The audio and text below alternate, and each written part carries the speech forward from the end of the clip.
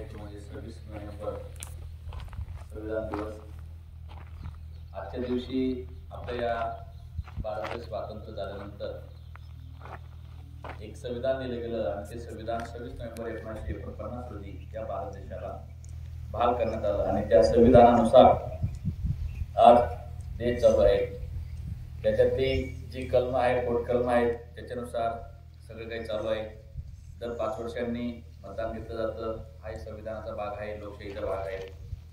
हे जे काम आहे हे डॉक्टर बाबासाहेब आंबेडकर आणि त्यांची जी समिती होती त्या समितीने हे संविधान लिहिलं आणि त्या समितीमध्ये त्या ठिकाणी डॉक्टर राजेंद्र प्रसाद हे देखील होते आणि बाबासाहेब आणि मसुदा समितीचे अध्यक्ष हे डॉक्टर राजेंद्र प्रसाद होते। आणि ज्यावेळेस संविधान लिहिलं गेलं त्यावेळेस संविधानाचा काळ अभ्यास नसलेले आणि भारतातील कायदेतज्ञ असलेले, ख्यातनाम कायदेतज्ञ असलेले डॉक्टर बाबासाहेब आंबेडकर यांनी या संविधानाचा उल्लेख आणि या संविधानामध्ये ज्या ज्या काही कलम, पोटकलम त्या ठिकाणी उल्लेखनीय केलेले आहेत त्यानुसार प्रत्येकाला जगण्याचा अधिकार, प्रत्येकाला राहण्याचा अधिकार, अन्न, वस्त्र, निवारा मिळवण्याचा अधिकार आणि संविधानाच्या अधिकारान्वये शासकीय कर्मचाऱ्यांची नेमणूक केली जाते। संविधानाच्या अन्वये आज लोकशाहीचा हा भारत देश आणि या भारतात असलेली लोकशाही याच्यानुसार सर्व कार्यक्रम चालत असतात। म्हणून आजचा जो दिवस आहे तो म्हणजे संविधान दिवस साजरा करणे आणि म्हणून आज आपण आजच्या दिवशी संविधान दिवस साजरा करत आहोत। त्याच्यातला दुसरा भाग म्हणजे 26/11 ज्यावेळेस आमच्या महाराष्ट्राची जी राजधानी आहे ती म्हणजे मुंबई, या मुंबईवरती जो भ्याड हल्ला झाला त्याचा जो भ्याड हल्ला देखील याच दिवशी झाला। जेणेकरून आज भारत देशाला संविधान देखील 26/11 दिलं गेलं आणि भ्याड हल्ला देखील 26/11 म्हणजे जेणेकरून लोकांच्या लक्षात राहायला पाहिजे आणि त्या ठिकाणी एक थोडासा निषेधही नोंदवावा लागेल की या चांगल्या दिवशी चुकीचं काम केलं गेलं। जो चांगला दिवस आहे की ज्या दिवशी आमच्या भारत देशाला संविधान अंमलात आणलं गेलं, त्याची कार्यवाही सुरू झाली, त्याच्याप्रमाणे देश चालायला लागला आणि त्या दिवशी आमच्या महाराष्ट्र म्हणजे 28 घटक राज्यांपैकी एक घटक राज्य म्हणजे महाराष्ट्र राज्य आणि या महाराष्ट्र राज्याच्या या दिवशी जी महाराष्ट्र राज्याची जी राजधानी आहे ती म्हणजे मुंबई आणि त्या मुंबईवरती भ्याड हल्ला करण्यात आला आणि त्या हल्ल्यामध्ये नुसता हल्ला झाला नाही तर त्या ठिकाणी आपले पोलीस दलातील चांगले कर्तव्यदक्ष काम करणारे मोठे मोठे अधिकारी त्यांचं देखील त्या ठिकाणी कर्तव्य भोगावं लागलं। म्हणजे अशा आज एका बाजूला चांगला दिवस आहे, एका बाजूला वाईटही दिवस आहे। एका बाजूला चांगलं होतंय, एका बाजूला संविधान अंमलात आणलं गेलं, एका बाजूला त्या संविधान अंमलात आणण्याच्या दिवशी त्या दिवशी त्या ठिकाणी आपल्या महाराष्ट्र राज्याची जी आर्थिक राजधानी आहे त्या राजधानीवरती एक बॉम्ब हल्ला देखील झाला, म्हणजे भ्याड हल्ला देखील झाला। म्हणजे फार चुकीचंही झालं पण योग्यही झालं। पण असो, जीवनामध्ये चढ उतार चालू असतात आणि देशाच्या याच्यामध्ये देखील आता काही नाही, राजकीय गोष्ट जर पाहिलं तर राजकीय दृष्ट्या चुकीचा देखील शब्दप्रयोग केला जातो, तो आज आपल्याला करता येणार नाही। पण जो देश चालू आहे तो लोकशाहीच्या कलमान्वये, पोट कलमान्वये आणि जे 370 व 377 अनुच्छेद आणि 377चा 97चा जो अनुच्छेदचा 2 भाग आहे त्यानुसार आज देशामध्ये, राज्यामध्ये सगळं कामकाज चाललेलं आहे। आपण पाहतो की मुलांसाठी मोफत शिक्षण, तुम्हाला सगळ्यांना 1ली ते 10वी पर्यंत सगळ्यांना मोफत शिक्षण मिळतंय, परंतु मला दुसऱ्या भाषेमध्ये शिकायचंय, मला इतर गोष्टीमध्ये शिकायचं म्हणून फी भरावी लागेल। पण आपण महाराष्ट्रात राहतो, महाराष्ट्रामध्ये मराठी भाषा ही प्रमुख आहे म्हणून मराठी माध्यमाचं आणि काही इंग्रजी माध्यमाचं शिक्षण हे देखील तुम्हाला मोफत मिळते। अन्न, वस्त्र, निवारा, तुम्हाला सगळ्यांना अन्न मिळत आहे, तुम्हाला सगळ्यांना वस्त्र देखील पुरवलं जात आहे, तुम्हाला निवारा देखील पुरवला जात आहे। तुम्ही म्हणशाल की शासनाने सगळ्यांना अन्न, वस्त्र, निवारा फुकट पुरवलं पाहिजे, तसं नाही। आपल्याला स्वतःच्या काही ज्या गोष्टी आहेत आपल्याला स्वतःला उत्पन्न कराव्या लागतील। उदाहरणार्थ मला वस्त्र निर्माण करायचं असेल, मला वस्त्र घ्यायचं त्यासाठी मला पैसा स्वतः कमवावा लागेल। मला निवारा उपलब्ध करायचा असेल मग माझ्या निवाऱ्यासाठी जागा मला उपलब्ध करावी लागेल, निवारा मला स्वतःला उपलब्ध करावा लागेल। म्हणजे अन्न, वस्त्र, निवारा आणि अन्नासाठी सुद्धा देखील मला कष्ट करावं लागेल, मला दिवसभर घाम गाळावा लागेल, तेव्हा मला अन्न भेटेल, फुकटाचं नाही। एक वाक्य होतं मागे, किती नको हवे घामाचे दाम, तर एका राजकीय नेत्याने केलेलं वाक्य होतं, परंतु आता ते चुकीचं झालेलं आहे कारण सगळे लोक फुकट मागतायत। आता आपण पाहतो राज्यामध्ये, देशामध्ये सगळी परिस्थिती भयानक आहे। आपण पाहतो की जे अन्न आहे ते अन्न पण सगळ्यांना फुकटात मागायला लागलंय, परंतु असो शासनाची काही योजना असतात त्या योजनांमुळे ज्याला गरज आहे त्याला दिलं जातं, ज्याला काही एक व्यक्ती एखाद्या वेळेस असं होतं की गरज असताना नाही दिलं जातं, ते चुकीचं आहे।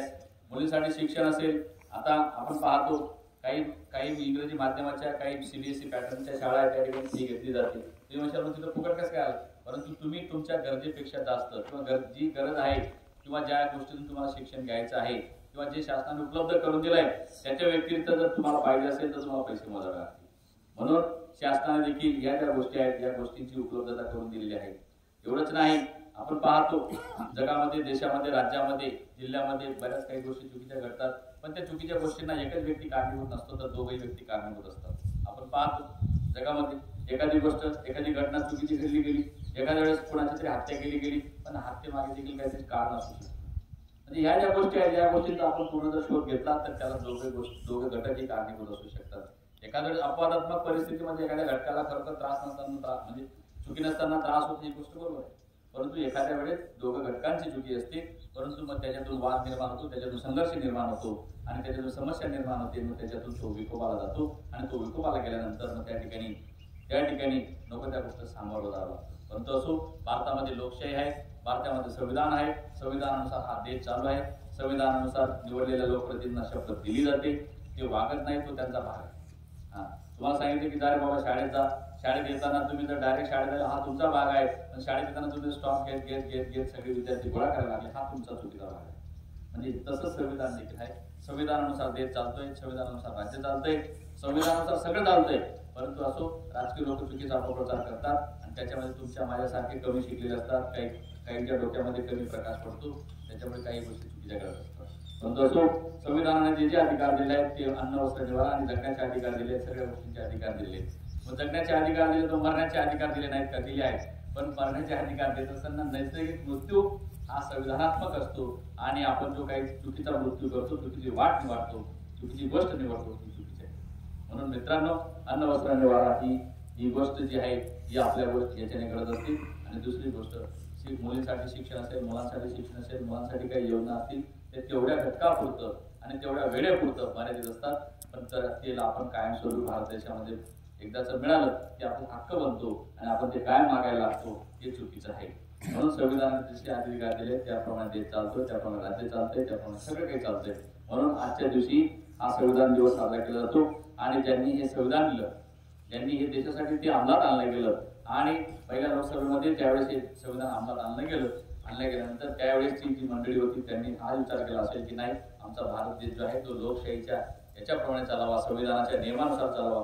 परंतु नंतरच्या मंडळींनी वाटा बदलण्याचं काम केलं, नंतरच्या मंडळींनी सगळ्या कार्यक्रम बदलण्याचं काम केलं, तो त्यांचा दोष आहे, तो आपला नाही. तो मानवी दोष आहे, तो संविधानाचा दोष नाही, ते संविधानाची चुकी नाही.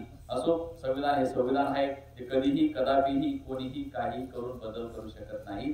संविधानाप्रमाणे हा देश चालेल, संविधानाप्रमाणे हे राज्य चालेल आणि संविधानाप्रमाणे तुम्हाला जगण्याचा अधिकार देईल. कारण संविधान एवढं मोठं आहे, धीरूभाई अंबानी असेल, टाटा असेल, बिर्ला असेल, कोणी असो, जो करोडपती असेल, अब्जाधीश असेल, भारताचा राष्ट्रपती असेल, राज्यपाल असेल, पंतप्रधान असेल, आमदार असेल, खासदार असेल, मुख्यमंत्री असेल, उपमुख्यमंत्री असेल, महाराष्ट्र राज्यातले असो किंवा कुठल्या राज्यात घटक राज्यातले मंत्री असो, आमदार असो, रस्त्यावर फिरणारा माणूस असो, तुमच्या माझ्यासारखे घटक असो, ज्याचे 18 वर्ष वय पूर्ण झाले त्याला मतदानाचा, एक मतदान करण्याचा अधिकार दिला. एवढा मोठा अधिकार दिला आहे. सगळ्यांना समान अधिकार आहे. हा संविधानाने दिलेला अधिकार आहे.